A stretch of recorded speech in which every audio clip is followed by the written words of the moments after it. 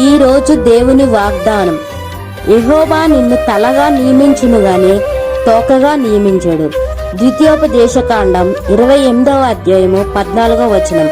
అందరూ బాగున్నారా? దేవుని వాగ్దానం చదువుతున్నారా? దేవునికి ప్రార్థిస్తున్నారా? వాగ్దానం చేసిన దేవుడు నమ్మదగిన దేవుడు గనుక ఈ దినం దేవుడు నీతో ఏం మాట్లాడుచున్నాడంటే, నువ్వు తక్కువ వాడుగా ఉన్నావు. ఈ దినం అందరు నన్ను హేళన చేస్తున్నారు. నలుగురిలో నా జీవితం నవ్వుల పాలైపోయింది. ఎవరు పట్టించుకోలేదు, నన్ను పక్కన పెట్టేశారు.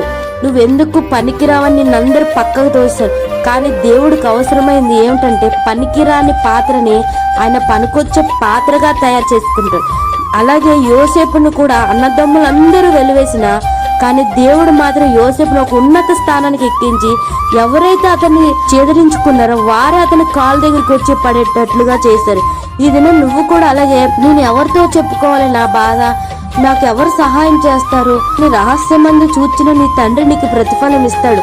నువ్వు ఆయనతో చెప్పుకుంటే ఆయన నిన్ను ఎప్పటికైనా, ఈ రోజు కాకపోయినా ఒక రోజు నేను ఉన్నత స్థానానికి తీసుకువెళ్ళి, ఎవరైతే నిన్ను తక్కువగా చూసారో, ఎవరైతే నిన్ను చేదరించుకున్నారో, వీడు పనికిరాడని నిన్ను ఎంతమంది అవమానించారో వాళ్ళందరి ముందు, నిన్ను అనేక మంది ముందు నిన్ను ఒక ఉన్నత స్థాయికి ఆయన నిన్ను ఆస్తికర్తగా చేస్తానని వాగ్దానం ఇచ్చాడు. నువ్వు ఆయన మాట నమ్మితే చాలు. నువ్వు నమ్మితే దేవుని మహిమ చూస్తావు. కృంగిపోకు. శ్రమదినంలో నువ్వు కృంగిపోతే చేతగాని వాడవుతావు. నన్ను అందరూ తక్కువగా చూసారని నువ్వు కృంగిపోయావా? మనుషులు ఇంకా నీ పైన తన మాటలతో నిన్ను నిందిస్తూనే ఉంటారు.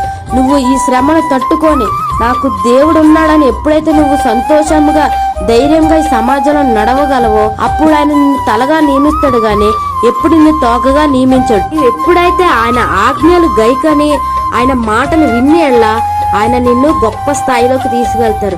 మనుషులు ఈ రోజు నేను ఒక పై స్థాయి తీసుకొచ్చి, రేపు నా వల్లే వీడు పైకి ఎదిగాడని చెప్తారు, 10 మందితో చెప్పుకుంటారు. కానీ అలాంటి మనుషుల సహాయం మనకు అవసరం లేదు.